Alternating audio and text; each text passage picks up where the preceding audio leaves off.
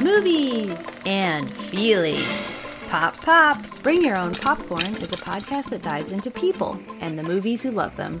Let us preach to your choir or stoke your ire as we spiral down memory lane with cult classics, Jurassics, and other genres that rhyme with traffic. What we lack in education, we make up for with comedy, compassion, and camaraderie. I'm your host, Mixtape Majesty, inviting you to join me and an assortment of wonderful guests on fine podcast apps everywhere. Bring your own popcorn.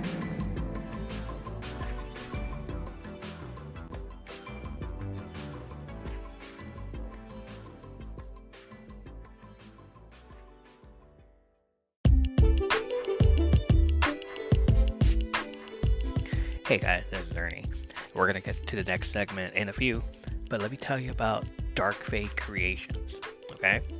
Dark Fate Creations would like to invite you to a new and unique experience in candles and wax melts. They hand pour and create every single product using quality, clean, and safe ingredients. Their candles are filled with romantic wooden wicks and made with a coconut soy blend of waxes for a safer, cleaner, and longer burn. The designs are unique and beautiful, but more importantly, they smell absolutely amazing. And the variety of fragrances have something for everyone. Hand poured in Grass Valley, California. Check them out at darkfatecreations.com. Link of the site in the show notes below.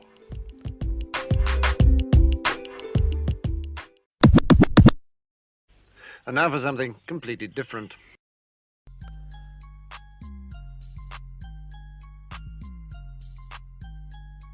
Welcome back, Wrestling Junkies, to another jam-packed episode where I talk to you from under the apron.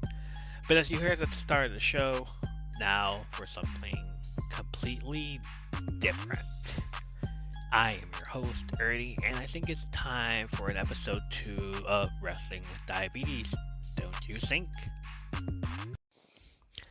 I've been slagging on it. Yes, I know. But this past weekend, I got motivated enough to think about it and what I was going to say about this episode and what I was going to bring to the table and talk about.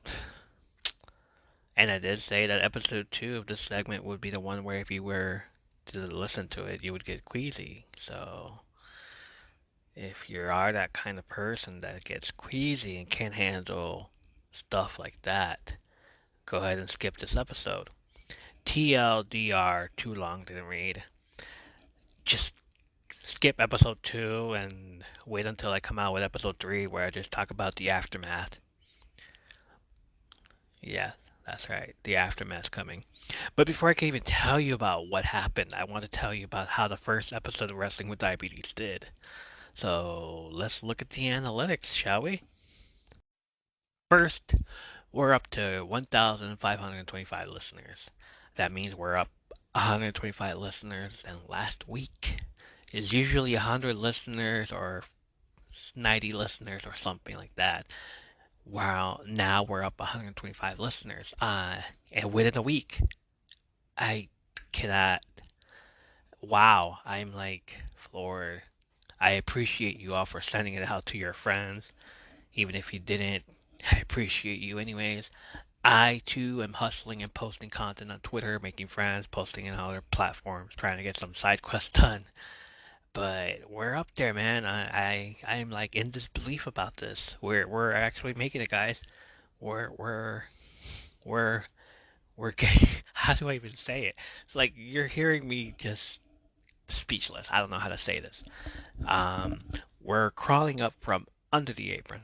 We want to get over the apron. That's what we're saying. It's what I'm saying. It's what I'm telling all of you. Enough of me mumbling, right? Everything else still the same. Geographically, everybody's still the same. The United States is 99% of my listeners. Then you got Australia, Canada, United Kingdom, France, India, Israel, and Puerto Rico.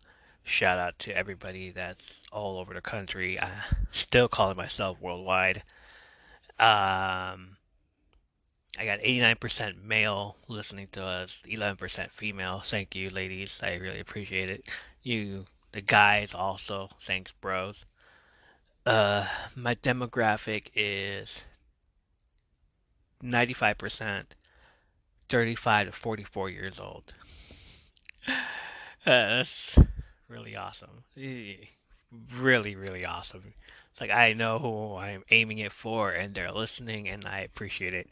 You guys are awesome. I really appreciate everything you guys are doing for this podcast, for this community, for us to grow as a whole.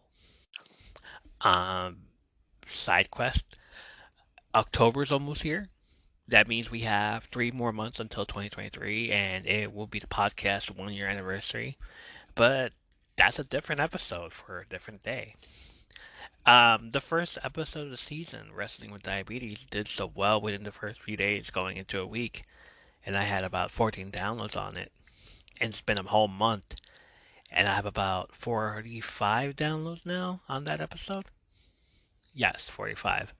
So, y'all really love that episode. It's like, if you haven't heard it yet, and if you want to go catch up on what I said, it's just basically me telling you about what's going on, the pre stuff before the diabetes stuff, like part one. This is a part two of it. There will be a part three. There will be more segments about my diabetes and the struggle and all this other stuff. And, hopefully I make y'all proud because I was proud of that episode. I wasn't prepared to talk about it, but I ended up doing it anyways. So I am really proud of it. I mentioned it on Twitter. I said because somebody had asked me about what was your proudest moment, and I had said it was podcast movement. And they asked, "What's one of the things you're most proud of in your podcasting career?" And there were a lot of replies from different kind of podcast um, accounts, much of which I am following, which I will be posting a lot of in the show notes later on in the few weeks because I gotta listen to them. But my reply to them was starting one by myself in the first place. Of course, that was in January because I didn't know what I was gonna do. Like it ended up being January later on in January, not the first day of January, but 2 weeks later in January. I didn't know what I wanted to do yet. I was just getting started. Like I thought, hey, I should do this, get my mind off things and all this stuff because my mental health was not there. It was declining. So I needed something to talk about, and I had this podcast to thank. So, starting one by myself in the first place, getting sponsored by the app that I'm using to distribute my podcast. And if you haven't yet, check out anchor.fm. Totally free. You could use it. And doing an episode to talk about my diabetes and my health. And then I proceeded to post the episode, the link to the episode on my Twitter account. Another episode about this to come later this week. This was on Monday. I'm posting it on Tuesday. Yeah, sure, later this week. But I'm just so hyping up my other episodes here and there that I want to hype up my proud episode, my Wrestling with Diabetes episode.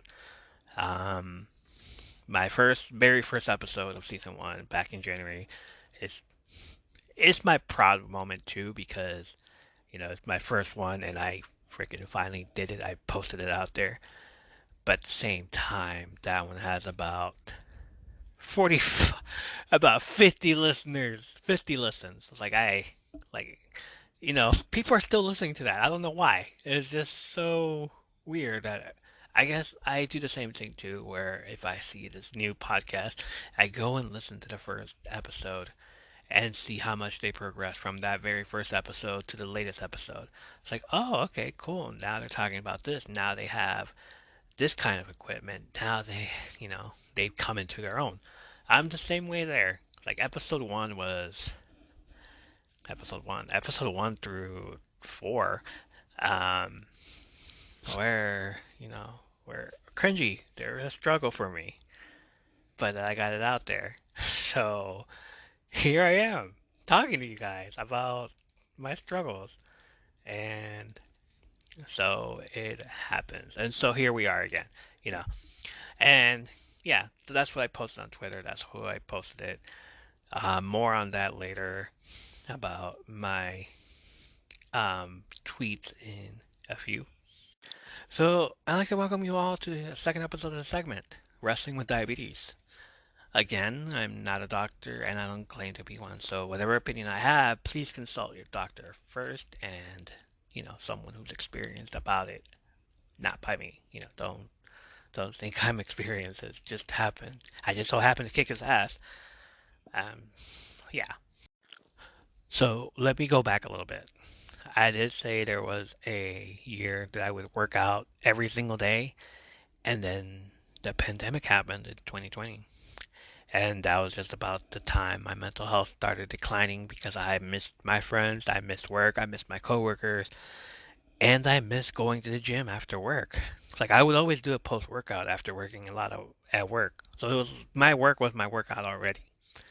But then like all right, now to get some serious action in here and do some weights and running on the treadmill and all that stuff. My job was a buffet runner, and I covered a lot of ground because I was at a casino and it was in a buffet. And right across from it was a concert hall, and like there was a lot of stuff I had to be doing from one place to the other. So, but during the holidays, I would check my Fitbit because I have a Fitbit since for like I don't know how I can't remember, but it's like I used to be all about fitness, and I have completed an amount of 30K to 40K steps, especially on New Year's Eve or themed restaurant moments. During 2020 in the Panda Express, I got lazy and was at home playing with the PlayStation and buying all these cool games. But, I had something to do at times. Yeah, not just sit on my ass. I sat on my ass most of the time, but still, I did had stuff to do. Okay, never mind. It actually took a whole year for me to self-sabotage my body. I was buying 12 packs of Pepsi and drinking them like water, eating unhealthy snacks, going to fast food restaurants, getting stuff on drive-thru, buying more Pepsi when I already had some at home. So yeah, it was self-sabotage. And it wasn't until the beginning of December of 2020 where I would start seeing the bad changes in my body. By January, I had realized I was losing weight, but I know it couldn't be true because I wasn't working out like I used to. So I just shrugged it off and thought nothing of it. I was wrong. I would start getting nauseous, dizzy, and dry mouth for no reason. That was a freaking sign right there, dude. It's like I'm just gonna commentate on myself right now. So it's like you're stupid. You should have done this. You should have gone to the hospital when that happened. But it was around the same time we started getting word that we could take the COVID shots, which I took in March. And this is the part where it gets ugly, guys. This is the part where you skip ahead. No, I'm kidding. I still have like some sort of PTSD from it, and I'll tell you the reason why. I would be fine all day, and then of course I'd stay up till midnight playing games on the PS4, drinking my Pepsi until I was ready to go to sleep. And this felt like clockwork that it started happening. 2 a.m. I would wake up and go to the bathroom, pee. Really didn't think anything of it. I got a bottle of water, drank a bit, and then went back to sleep. 3 a.m. Wake up again, bathroom, pee, then went back to sleep. 4 a.m. Wake up again, bathroom, pee. And I'm looking at 4 a.m. I'm like, what the hell, dude? What did I do different? Like, this long ass dream. I was like, what? Did I even drink? I don't remember drinking. I know I took a swig of water at 2 a.m., but nah. Alright, so 4 a.m.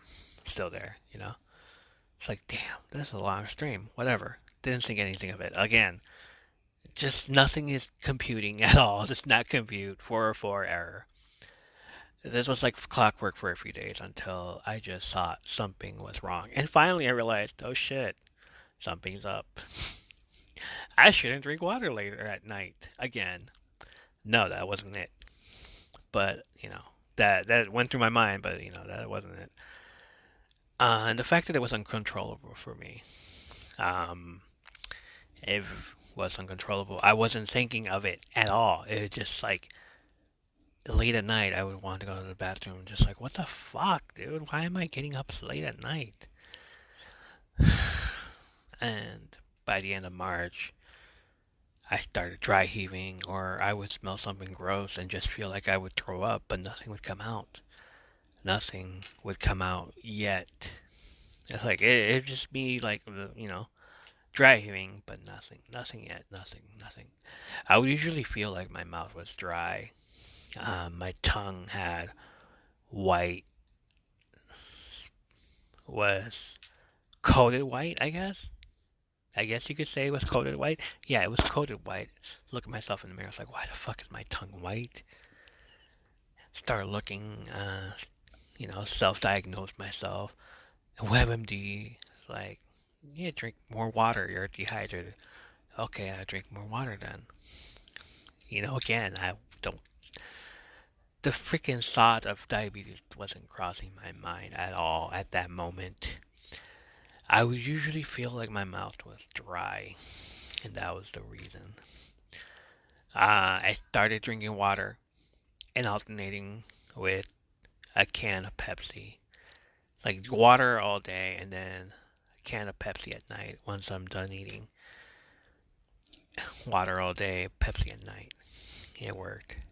But still, I'd have to go to the bathroom. Okay, stop with the Pepsi. Water all day and again, go to the bathroom. Still don't understand why.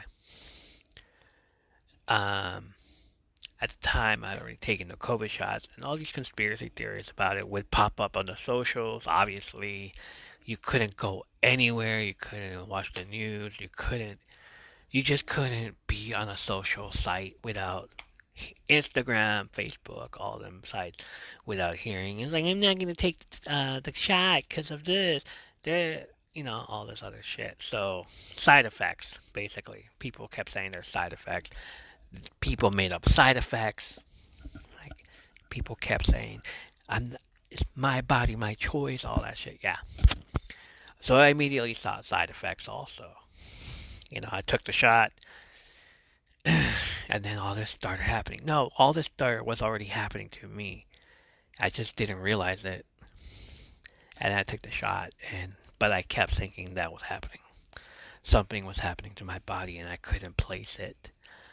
I would go get the groceries via curbside pickup because I still had trouble going inside the store. Like I still didn't want to do it. I still do, but I just don't want to like go in and be like stay in there for like forever. Do grocery shopping and just get one thing and then leave. That's it. I don't want to fucking stay there all day. But once I got home, I couldn't wait to get inside the house. I needed to use the bathroom. So I went inside. I went outside. Like outside. In my garage. Outside in the bushes. Nobody would see me. It was like late at night or something. This got worse as I would time them and then go out and get some food in the drive-thru. But, sometimes don't know if the line's going to be fast or slow. And these few times, I guess the first time this ever happened to me, it just like happened to be the slowest time. The line was slow in the drive-thru, and this is the part where my PTSD kicks in because of these situations. Now, so embarrassing to say, but I gotta say it because it's for reasons. Um, I ended up peeing in the car on myself. Like I couldn't wait. It just happened and it just flowed and I'm just like shit. And this happened a few times. Of course, I had to clean off the car immediately. Of course, I had to get inside the house real quick. I didn't want the neighbors looking at me like, oh shit, this guy peed himself. Um, I know, embarrassing, right? It happened a few times. And sometimes I would stop somewhere and either go outside the car or stop at a store where there was a restroom. A few times I, I went outside. It's not even funny. It's like, I don't know why I'm laughing. But the few times I went outside, it was late at night and like pretending to look for something and all this shit. And I just went and outside my car and everything. And nobody noticed. Went back inside the car and drove off. So I remember that when I'm out for more than 3 hours and it kicks in because I feel like I have to go. And if I don't, I think that something that bad might happen to me again. So this is why the PTSD comes in because I'm just like, I don't want that shit to happen to me again. So, like, yeah, I gotta hurry up and go home, or I gotta hurry up and do this, or I gotta go to the bathroom first and then go out and then go. Once I'm out, like, don't drink anything on the way over there. Don't drink anything on the way back home. Just keep it cool. And then once I get home, it's like, all right, start drinking it. Start drinking whatever you're drinking. Start drinking your water. Start drinking your Gatorade Zero. All that shit. And then once you're home, just let it out. I would be snappy. My attitude was poor. I yelled at family members for no reason. Those were the symptoms, I guess. At home, I would puke, bathroom every hour, and still I blamed it on the COVID shots. Like that had anything to do with it. It didn't have anything to do with it at all. Like what the fuck? What was the problem that I didn't know I had? And by mid-April, I had just made an appointment with my doctor in a week, and it was the week of my 40th birthday. I needed to know what was wrong with me before then, so I scheduled it later that month, later in a few weeks, while we were still in the middle of the month. I stopped buying the 12 packs and switched to orange juice, a 2 liter of Coke, and 7 Up. Big mistake. I don't know why. I don't know. It doesn't compute at all. It's the 404 error. I have a virus in my system, and the 404 error is just there the entire time, telling me, "Don't do this." Warning, warning, dude, don't do this. But it's like it's me not listening to my own fucking head and just going, "Okay, maybe I need to drink 7 Up because I'm Mexican, I'm Latino, so." Hey, whatever you have going on, 7 Up can fix.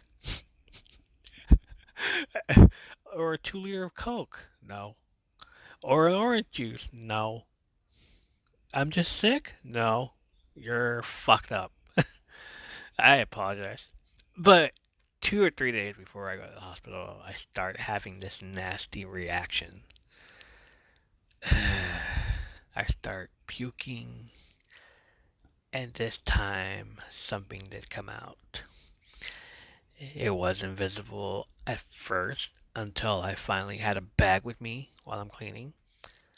Like I'd puke in the bathroom. It was like, all right, cool, I'm done, right? Yeah, okay. Go outside. It happens again. And I'm just like, what the hell is that smell?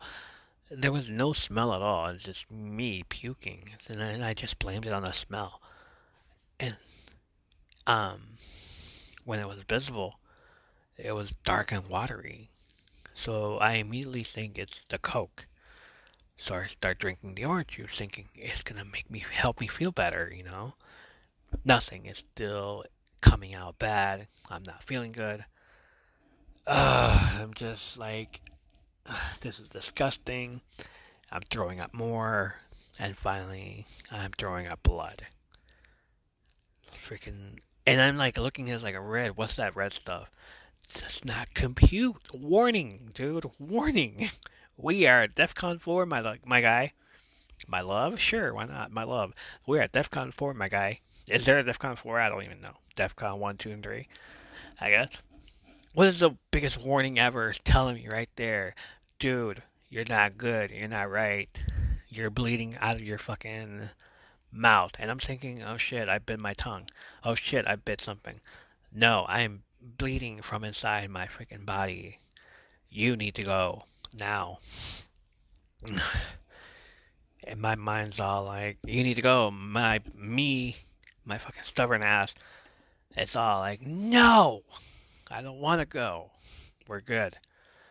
I ended up going anyways. I go to the emergency room and they check my vitals. Because nothing beats them telling you in your poor condition while holding a bottle of Serum Mist in your hand, right? Again, with the myth about being Hispanic and a 7-Up or Serum Mist will help the medicine go down.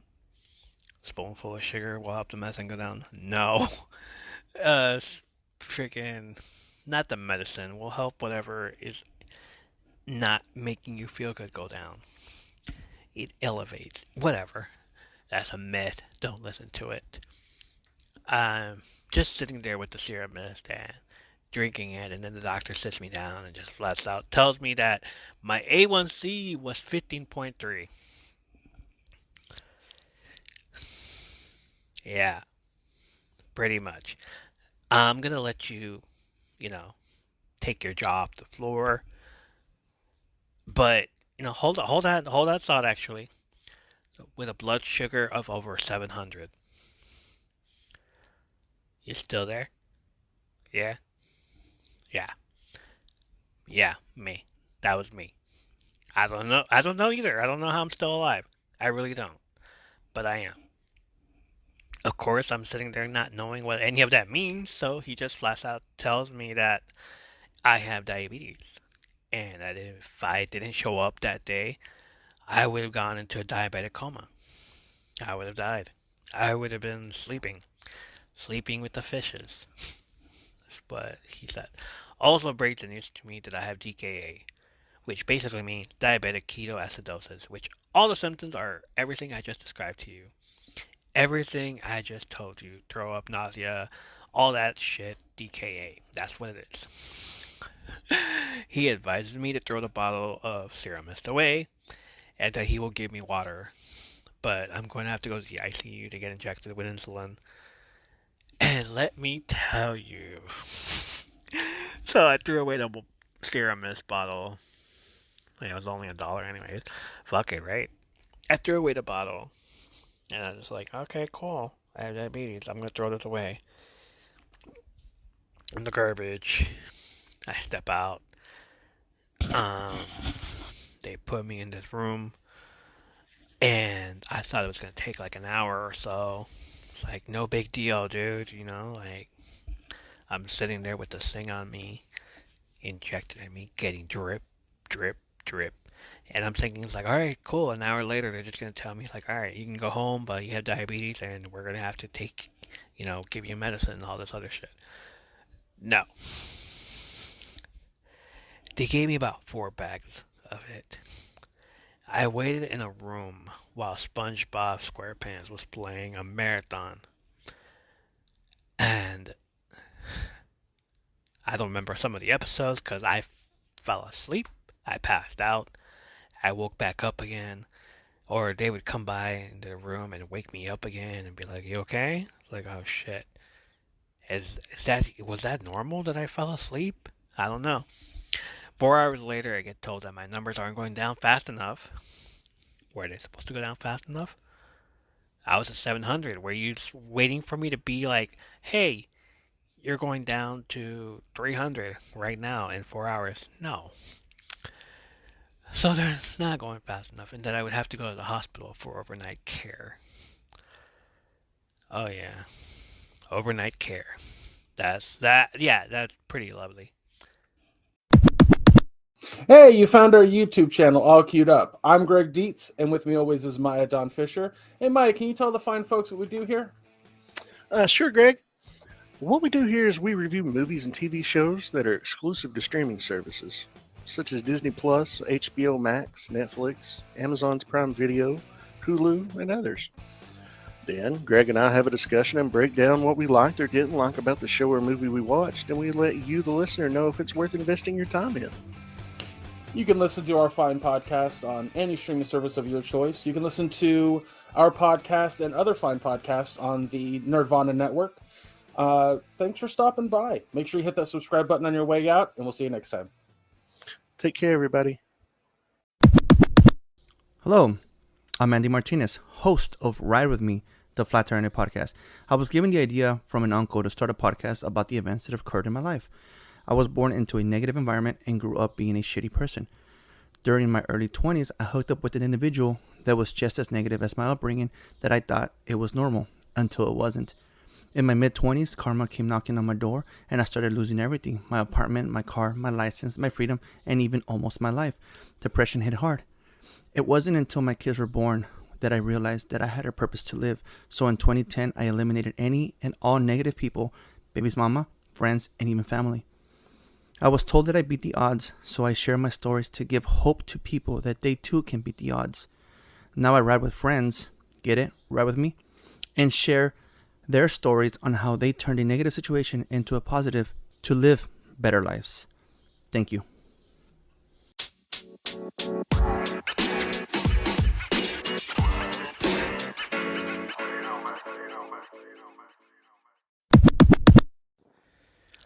Sorry about that. I needed the break. I love talking about it. I just have to remember that not all of it is good, or not all of it was good. The stuff I do love talking about is how I was that high and then kicked his ass by bringing it down. So it's like the good stuff that I did instead of the bad stuff that I went through that I love talking about. But, you know, there, I said it. I did the bad stuff. I told you the bad stuff. I told you what happened. I told you the queasy shit. I told you what I don't want to go through again. I told you my PTSD, my problem, why I'm the way that I am. Yeah, it was pretty rough for me. So, let me continue. I get transported to the hospital. Immediately, I think they're just going to check in on me and I would get some sleep. Boy, was I wrong. One nurse told me not to get too comfortable. And I'm thinking, like, oh, she's just playing, right? No, she said it. She said, don't get too comfortable. And I'm just like, okay, whatever you say. No, she was being serious. Don't get too comfortable. They're gonna come in and fuck me up. I wasn't expecting them to be real about that, but it happened. Every hour, the nurse would come in and check my vitals and check my blood sugar, poke me with a freaking saying, and check my blood and poke my everything and check the freaking insulin that's going inside me, the IV. I guess that's what she meant about not getting comfortable. Swear I told these people that my freaking birthday just like 5 times, and like I haven't left. I'm still the same person. It's like, do I need? Yeah, okay, cool. And I was being funny at times. Like I kept saying the same thing. 429, 1981. 429, 1981. 1981, 1900s and 81. And then finally I said, you know what? It's next week. Excuse me? Yeah, it's next week. Wow. Yeah, that sucks, huh? I'm gonna be in the hospital on my 40th birthday. Great! I wasn't able to sleep at all. Instead, they gave me hospital food and a caffeine-free diet Sprite. A doctor came in to inform me all the syrup from the Coke and Pepsi had built up, and it's what I was throwing up. It's the dark stuff. It's what I was saying. Because I told them what I was throwing up and all this other stuff, and then the blood. And they said, dude, you're fucked up. You have diabetes, and you're throwing up the syrup. I was also diagnosed with liver damage. Oh, it gets better. I was also diagnosed with liver damage, high blood pressure, and high cholesterol. I was having problems that night. Oh, big problems. So I stayed there all night just so they can tell me the next morning a diabetic specialist is going to come to the room and talk to me. She never showed up. Instead, I make an appointment to go see her. Yeah, pretty much. At the same time, I'm getting more information about diabetes. They gave me a pamphlet. They're like, read this on all this shit. It's like, my family has diabetes. My mom has diabetes. Like, everybody that I know has diabetes. So, I'm good. I should know about that stuff already. they set up an appointment with my doctor. They explained to me what I have to do, and again, how lucky that I showed up before I went into a coma. Yes, lucky that I showed up before I went into a coma, I guess. Sure. I don't know how severe it was for me. I still think it's something I could just kick away, but it's not. Diabetes is forever, is what I was told. And some people die from it. Again, you're lucky you didn't die. Okay, sure. Thanks a lot. At the time, I just wanted to go home. I wanted to sleep on my bed. I didn't want to get prodded or poked again. I just didn't care. Like, I'm going to go home. I'm going to sleep this off, and we're going to be good the next day. No, not at all. The stuff like that doesn't ever happen the same. And it's what affected me the entire time. For the next few months, I would feel miserable. But at the same time, I needed 3 months because then I would have to go check with the doctor about this. My regular doctor, I already had an appointment with him. So when I went to go see him, so like, what's going on, dude? And I'm just like, I have diabetes. Like, oh no. He's just like, oh no. He just said it like that. Oh no. And I'm like, yeah. Like, and I told him what happened. He's all like, well, I'm glad you're alive, dude. Like, I've been seeing this guy for like years and years now, so him, because he knows when I'm working out. He knows what happened to my hip, as explained in episode 1. He knows what happened to me, that I was always working out, that I was always wanting to run these marathons and everything, that I was always healthy. He knows about it. And then he doesn't see me for a year, and then the year that he does see me, he's like, you have diabetes? What the freaking hell, dude? And I'm like, yeah, I have diabetes. Like, how'd that happen? A whole year of just me self-sabotaging, drinking Pepsi, doing this. And like, oh yeah, that'll do it. That'll do it to you. And he gave me that stern father look, like, so, what lesson did we learn here? And I'm just like, don't fuck up. Don't drink shit you're not supposed to. Exactly. But he knew that I was working out for an entire year. And now this. So basically he was there when I was up, and he was there when I was down, and he just knew everything, what was going on. So he understands, and he didn't want me to like feel bad about it. It's like, he kept saying like, don't feel bad, dude. He didn't say dude, but I'm just saying, don't feel bad. You're gonna get through this. I know you are. You're a tough trooper. You got this. Like, all right. And that was it for a while. Okay, so before I end this here, let me just tell you what they prescribed to me. Now, before this, the only pills I've ever taken were pain pills, ibuprofen, Advil, all that stuff. It's like, so I wasn't aware of pills until this moment. Obviously, I've switched up to one a days, vitamins, and all that. The obvious pill was metformin, twice a day, lisinopril for the high blood pressure, atorvastatin to lower my high cholesterol, Jardians, 2 kinds of insulin for all that other stuff. One of which I would have to inject 3 times a day, and before I eat breakfast, lunch, and dinner. And the other is right after dinner, but before I go to bed. And a shiny new blood glucose monitor to check my blood every day before and after breakfast, lunch, and dinner. Sheesh, sounds like a lot. Because there was a lot of pills and things to inject into my body at first. In time, I will tell you what I no longer use. But for that, oh yeah, and glyburide. So, metformin and glyburide at night. So there was that.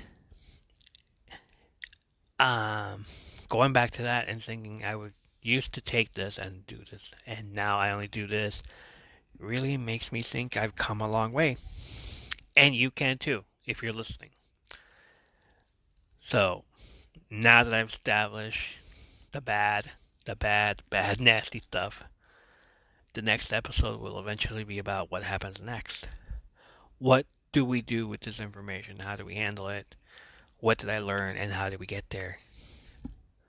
So hopefully you'll join me next time on a very special episode of From Under the Apron in part 3 of this segment, Wrestling with Diabetes. That's all for me tonight. Hope you are all having an awesome week. And if you have any questions you would like to ask me or leave a comment or well wishes, send me a message. The email is FromUnderTheApron@gmail.com. And thank you for coming to this very special episode. I appreciate all the support in the last episode. Wow, 45 people wanted to hear my story, and honestly, I would love to tell it to you, just about anyone that's going through the same issue I was going through. All you gotta do is listen. Thank you for listening to the show and supporting us. You can find us on all other sort of platforms. First, with the Nerdvana Network, or TNN for short, which is a conglomerate of podcasts to promote each other's common interests, so give them a follow as well. Check out the Linktree at linktree.com/the Nerdvana Network for more information on that. I created a Linktree for the show, so you can follow us on all socials. The Linktree is linktree.com/From Under the Apron. It has the link to the Twitter account, Instagram, and the link to Spotify and Anchor accounts, as well as the YouTube account where you can smash the subscribe button if you haven't already. I already got 23 subscribers. That's one more than there already was. That's growing. It's growing. So check us out on the Twitter account. That's growing also. I'm trying to grow it out as well. I'm retweeting podcasts that I'm currently listening to, or will be when I have downtime. Also live tweeting while watching the pay-per-views. Send us a message or your favorite wrestling stories either by email. It is FromUnderTheApron@gmail.com, or click on the link if you want to leave us a voice message. Doesn't matter if you're trolling or want to promote your business, we will still air it. Check out the show notes on Spotify. You will find a link to the Nirvana Network, our link tree, and links to other podcast trailers that you heard, as well as links to other podcasts that I want to promote this week. I don't know which podcast I'm promoting, but it'll be there on the show notes. The next link, if you want to support our podcast or our cause and send us money so we can buy better equipment, go ahead and click that second link. It will ask you if you want to donate money once a month. Charges range from 99 cents to $4.99 to $9.99. You can cancel anytime.